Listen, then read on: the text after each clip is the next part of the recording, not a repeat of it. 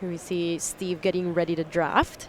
Steve is a Pro Tour champion. He won Pro Tour Shadows over Innistrad with green-white tokens, which ended up being the best deck in the format for some time afterwards. And so essentially until it rotated. All right, so if you're Steve, what are you hoping to open at this point? You are playing for the top 8 of Big Grand Prix. Both Steve and I are hoping to open about the same thing, Icy Manipulator. Though I think the best pick one, pack one in the format for Dominaria is Moltani, Yavimai's Avatar. And, ooh, we get to see him crack his pack right now. This is always the most exciting part. So players do have to verify that the packs have enough cards, and then after that, we get to see pack one, pick one. Next round pairings are being posted.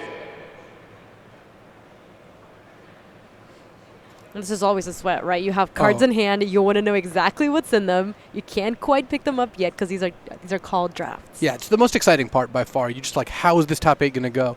Am I going to first pick an awesome, mythic or uncommon or rare? Or am I going to first pick something like a Sheevan Fire, feel okay about it and be ready to go?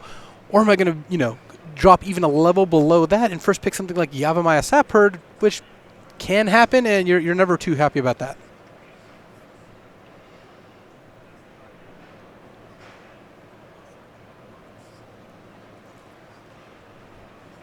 Players eagerly anticipating when they're going to be told to fire away here. I guess we are also anticipating that. We are excited too. So is there anything that you change approach-wise if you're trying to do a draft while you're doing it at home or at FNM versus when you're doing it here in the top 8 of the Grand Prix?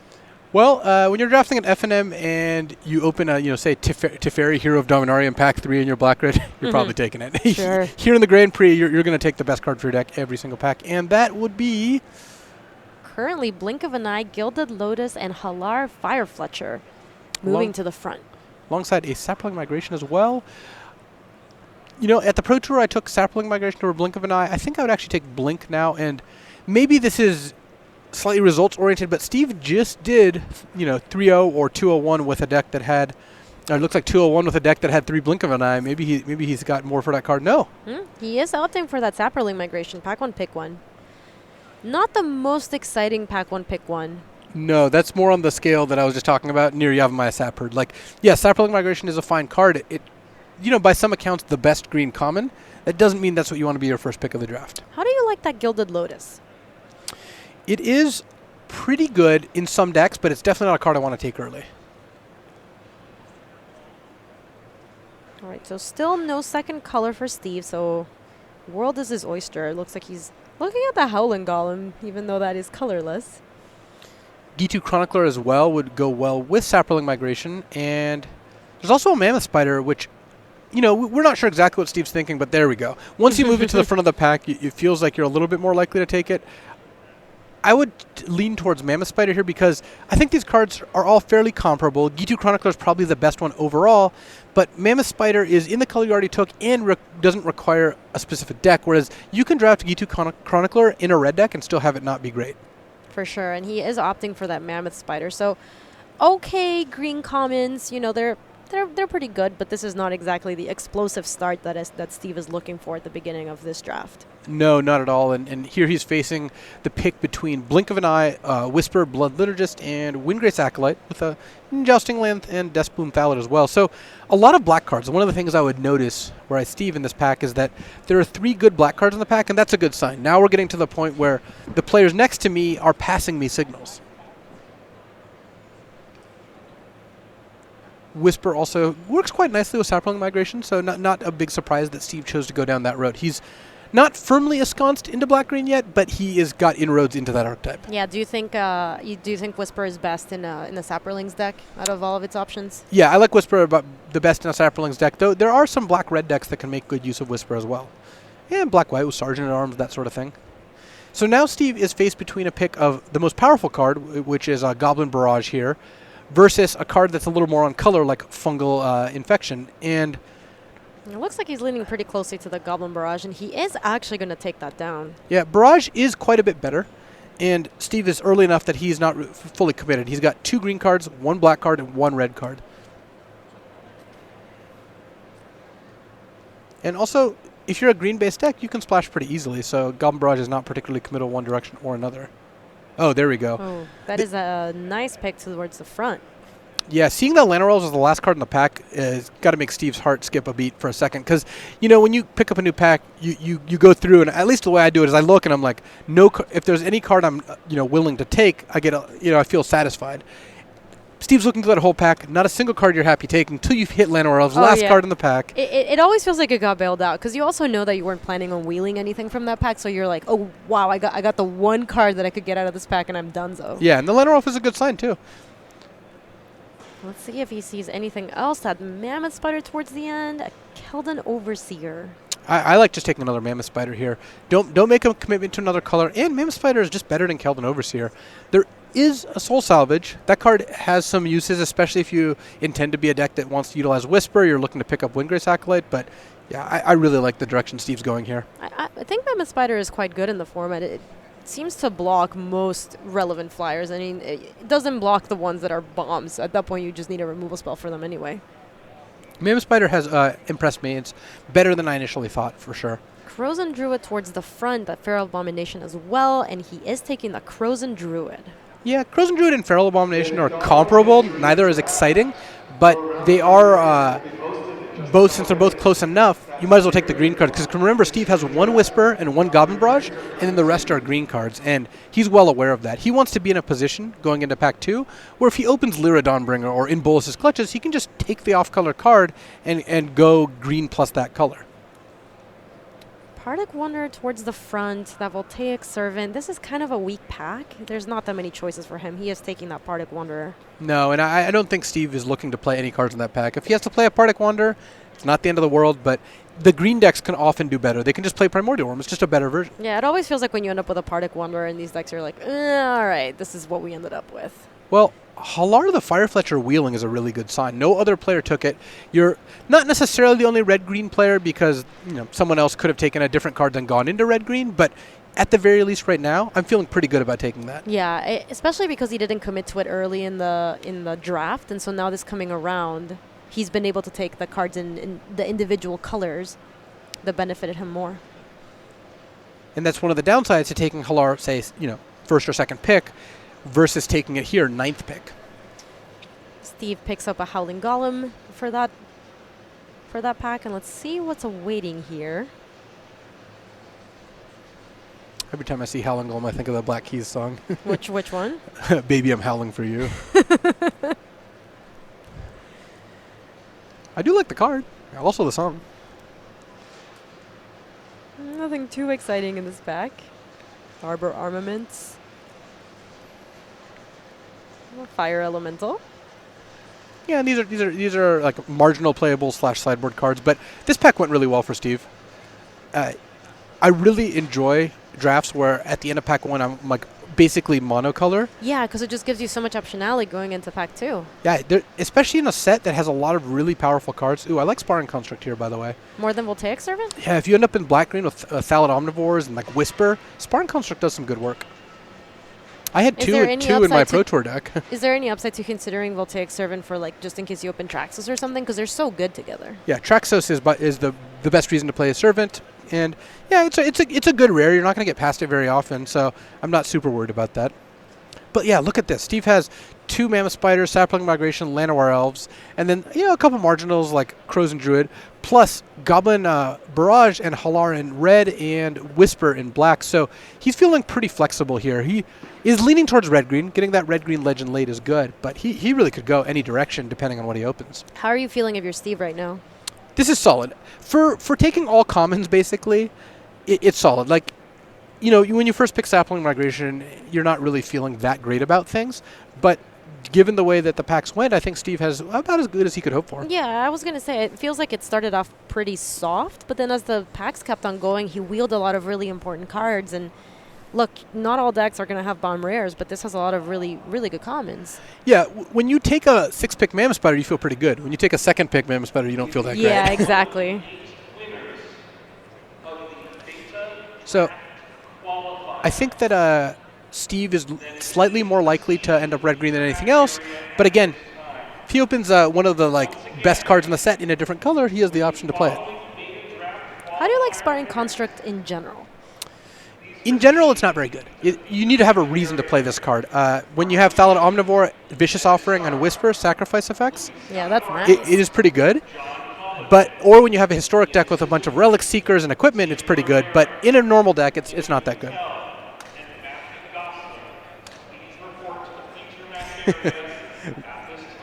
They're calling me to report to the feature match area for my beta draft. I think probably people on the broadcast can hear it because it does pick up a little bit of the ambient noise. But I think you're not going to be showing up quite yet. Ooh, Karn's Temporal Sundering in here. Yeah, that's a nice one. That is not the off-color bomb I was hoping for here.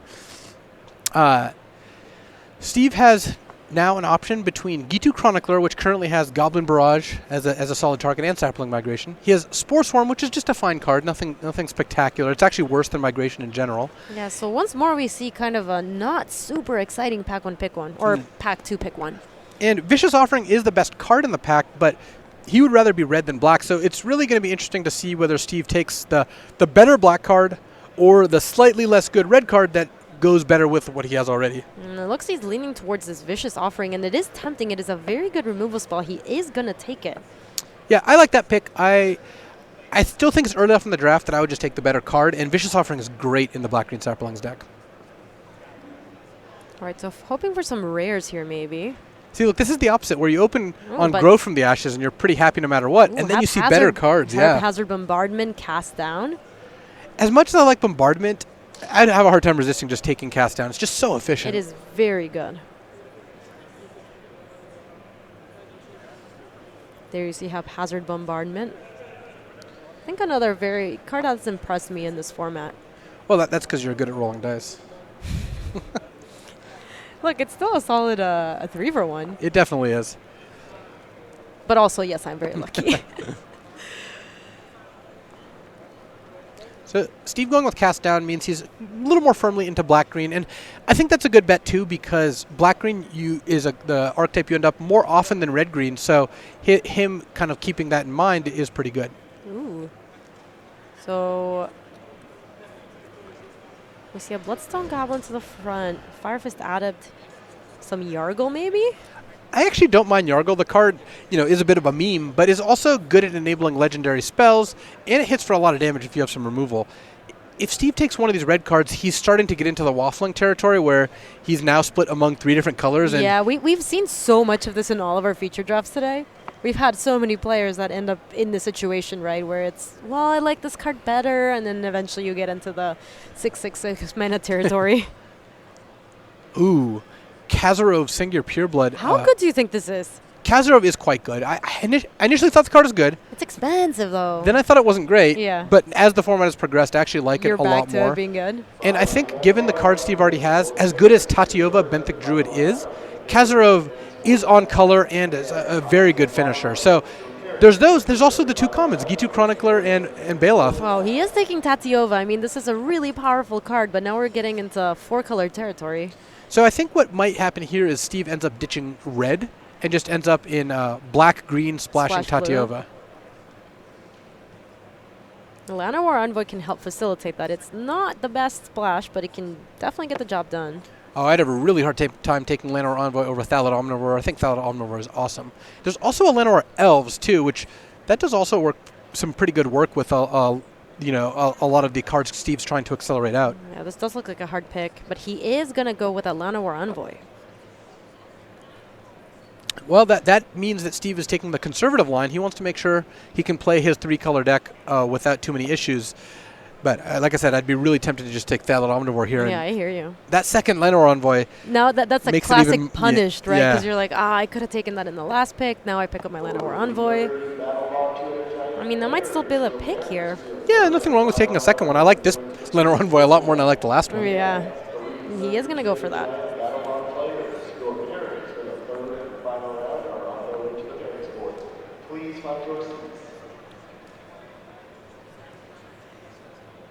Another Arbor Armaments.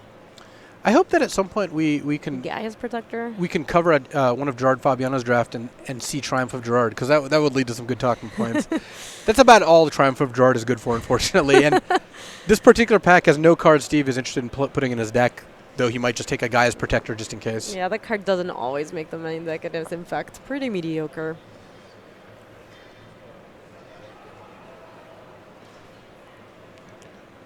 All right, a Mammoth Spider to the front. Oh, yeah, let's get some more spiders in there. I mean, at some point, you might want Feral Abomination over Mammoth Spider, but I honestly don't even think at number 3 is that point. I think I'd rather just have the 3rd Mammoth Spider. Yeah, no, Mammoth Spider's solid. Steve Rubin is drafting the spider spawning deck over here. Yeah, we're just doing it the hard way. Yeah. Spawning the spiders one by one. 5 man at a time. Oh, Slin Voda. Yeah, the real Slin Voda is not quite the finisher that you want to have. At this point, Steve's deciding what card he'd want to play against the least. I guess I could see some really, really corner cases where Steve sides in Slin Voda, but it's really hard to imagine that. He is going to take the Slin Voda. I'm not going to be playing it today. Wow. Ooh, Wheeling Grow from the Ashes is big game. Wheeling that is amazing for Steve. That's a card he considered taking, though I think ultimately made the correct pick by taking a removal spell over it. But Wheeling Growth from the Ashes is just a gift dropped in your lap, and you don't get very many of those every draft. Yeah, every once in a while when you do wheel that one card that it was so painful to let it go in the first time, and it comes back to you, it's like, You feel so good, yeah. Yeah, Wow, Temporal and Thran Temporal Gateway. It's like a Growth from the Ashes. Wow. No, it's not really. It's just just not a great card. Have you ever played it? Can you do anything with this? Dear Lord, no. No, didn't you play this in one of your Did you play this at the last GP? No. What did you play? I played Urza's Tome. No, it wasn't Urza's Tome. Ooh, a nice little sparring construct. Yeah, that's not you too know, bad. had Steve taken that Thelid Omnivore, that sparring construct could be getting there. Ooh, nice little last pick Navigator's Compass. Get your fixing right here.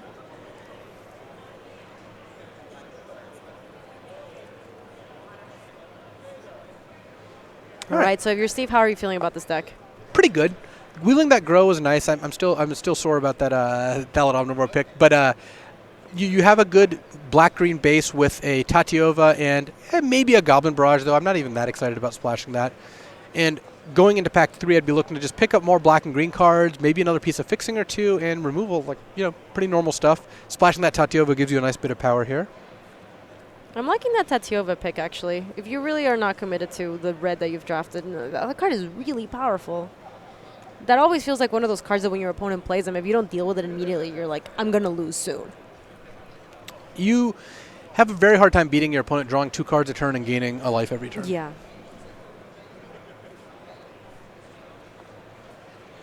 Steve has hope for those red cards. He's got that Bloodstone Goblin. He's got that Halara the Firefetcher. He got the Growth from the Ashes. Yeah, even the Kelvin Overseer. He's got those all firmly in his pile here. So I'm curious to see how this ends up. Maybe we'll just be 4 for 4 with watching someone draft and still having trouble predicting exactly what their cards are going to be or what colors they're going to be. It's funny because it's only been you and I that have had those drafts. Right. When Paul and BDM covered a draft, it's like straight blue-white double Raf Capuchin or straight blue-black historic double Rona. And here it's like, well, he could be Jund, but there's also a Tatiova. Yeah.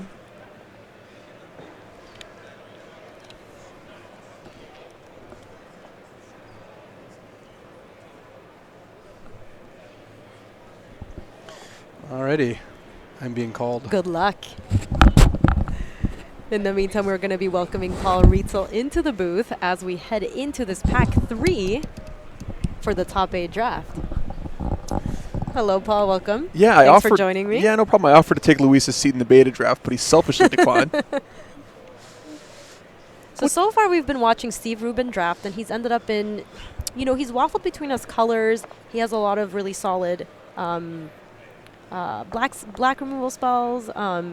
Looks like he's picked up at Tatiova that he's looking to splash. He took red at some point. And there's an Icy Manipulator in this pack, so it's been kind of all over the place. Okay, well, good news about Icy Manipulators. That's one of those cards on easy mode, since it's both the best card in the pack and is definitely in his colors. I know that for sure coming in cold. It's also foil. It looks nice. Yeah. Might we see an Icy Manipulator coming up in the next draft? Yeah. 2 top 8s, 1 Icy Manipulator. Yeah, from talking to the players, it seems Icy Manipulator just as good back then, and it's still extremely good today. Yes. Now, I don't know the price on a foil Dominaria Icy Manipulator, but I do not believe it's as valuable as a beta Icy Manipulator. does not look as cool either. Yeah. I'll tell you that much. All right, so a Croson Druid, a Cloud Reader Sphinx towards the front. Okay, so in the first, I'm trying to guess what he's drafting based upon what he put to the front last time, and that's very difficult. He's so. actually kind of in a lot of colors. Like Okay. it's been definitely one of those drafts where there's been a bit of waffling, and he has a lot of really good green cards that he has a Growth from the Ashes to splash with. Okay. But, you know, the Mending of Dominaria is going to help him in some of the splash. Yeah, for sure. sounds like a great Mending of Dominaria deck from what little I know.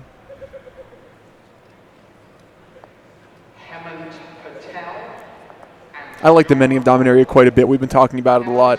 I've heard again, it talked, some people have described it as the world's worst soul salvage, and other people think it's a complete and utter bomb. Yeah. I'm a big fan of the card, and certainly if you know, given what you told me about Steve's deck, it seems like exactly the kind of thing that he needs in the mid game. Yeah, so this Rona's getting pulled towards the front, and Steve was in Sultai colors. Okay. So the Rona could definitely be a good pickup for him. And we saw in his second draft deck in Pod 1 how effective those two Ronas were for him. Yeah, the Rona into Exile Rona, Replay Rona, Partick Wanderer. Mm-hmm. It is really good value. It seems like Rona does eat a removal spell pretty much as soon as it comes into play. Sure. And it is going to be the pick for him.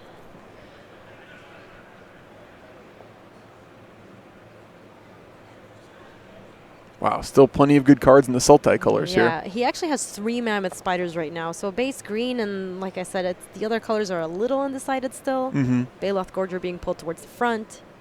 Yeah, Baloth Gorger I've really liked in green-blue kind of strategies, as you know, that tends to be sort of a soft spot on the curve for you.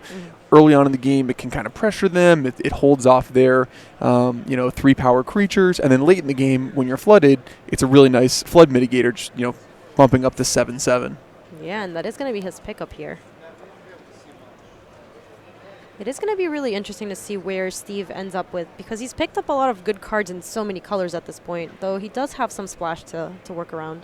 Yeah, and you notice this booster, he went by Elfheim Druid, then went by the rest of the booster very quickly. Yes. He's very, I think, happy to get an Elfheim Druid. Yeah, it looks like he got bailed out with that one a little bit. There Yep. was the Llanowar Envoy in that pack too, but he actually picked up 2 of those in pack 1. Yeah, turn 2 Elfheim Druid, turn 3 Grow from the Ashes on the play is one of my favorite sequences, setting up some really obscene turn 4s. How much do you like a green in this draft format? I actually like it quite a bit. Yeah, I think the green pairs pretty well with all the other colors, and the cards are pretty flexible. So again, Baloth Gorger serving completely different functions in a green-blue deck versus, say, like a green-red deck. Where Gorger in a green-blue deck is going to play defense, and late game, where in a green-red deck you're using it as just meat to just start the beat down. Sure. So Grow from the Ashes again. Here it's going to be fixing his mana and accelerating him. In green-red decks, it's going to be doing that, also triggering some of your kicker matters type of spells. See if there's anything good for him in this pack, and it's looking a little sparse. Adventurous Impulse being pulled to the front. There's a couple of those red cards. Little dry, yeah. Things are starting to slow down. There might be a Soul Salvage if he is dipping into black, could be interesting. Adventurous Impulse potentially a little bit fixing, or maybe he doesn't want to play against these red cards. Okay, he does like the Soul Salvage. Yeah, he is going to end up with that. I like a Soul Salvage in some of my Sultai decks when I'm just touching a little bit of black. Don't necessarily always need to start it, especially when you already have something like the Mending of Dominaria, but it's nice to have access to it in post-sideboard games against other grindy decks. Yeah, and he's going to take that Saproling Migration, so he is very heavily base green at this point, and luckily those 2 Grow from the Ashes are going to help him splash, because he does have a lot of colors at the moment. Oh wow, 2 Grow from the Ashes, yeah, so Yeah. that Elfheim Druid was a really nice pickup for Yeah. him in this pack.